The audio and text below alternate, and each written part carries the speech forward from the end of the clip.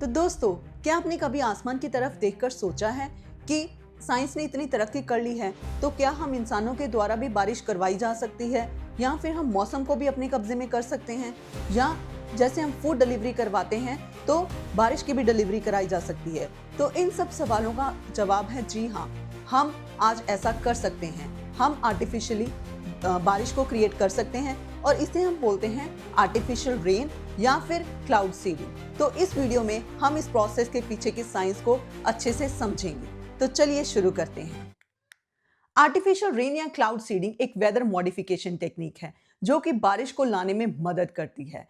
इससे बादल बनाए नहीं जा सकते, लेकिन जो ऑलरेडी प्रेजेंट बादल हैं आसमान में, उनमें जो रेन ड्रॉप्स के फॉर्मेशन का प्रोसेस है, उस प्रोसेस को क्लाउड सीडिंग के द्वारा स्पीड अप किया जा सकता है।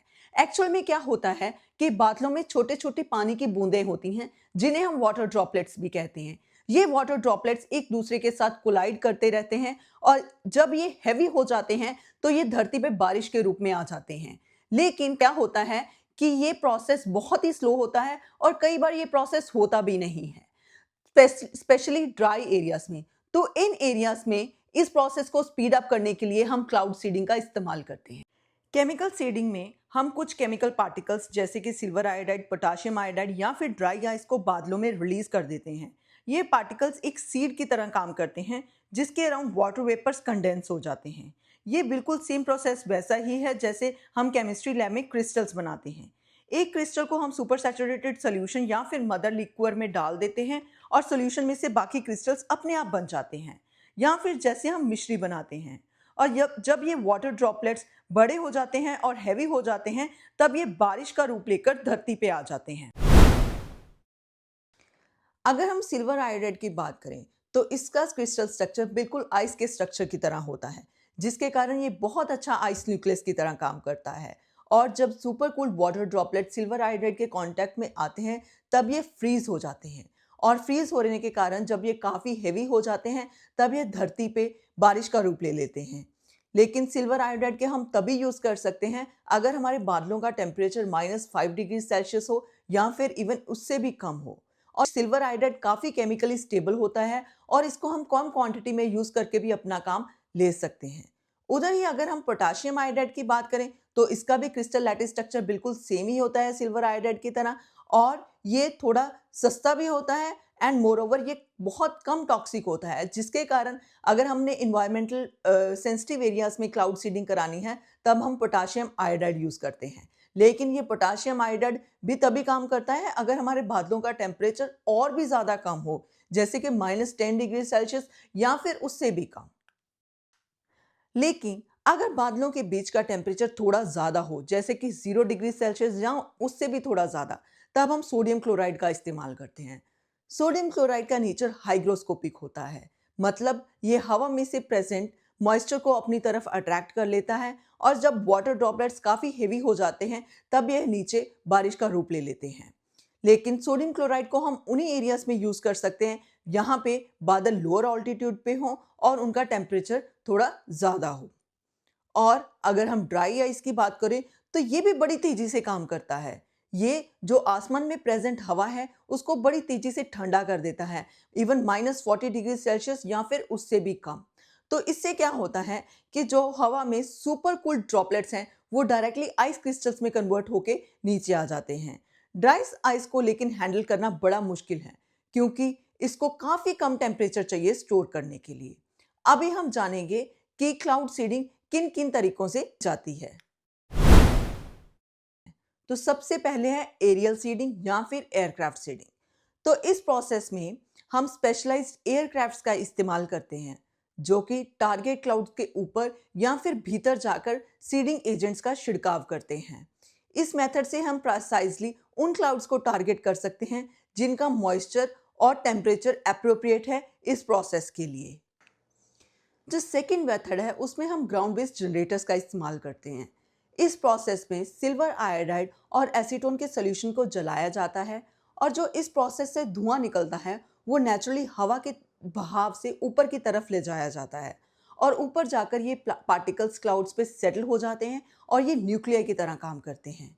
लेकिन इस मेथड को सिर्फ हम पहाड़ी इलाकों में ही इस्तेमाल कर सकते हैं जहाँ पे हवा का बहाव नेचुरली ऊपर की तरफ हो।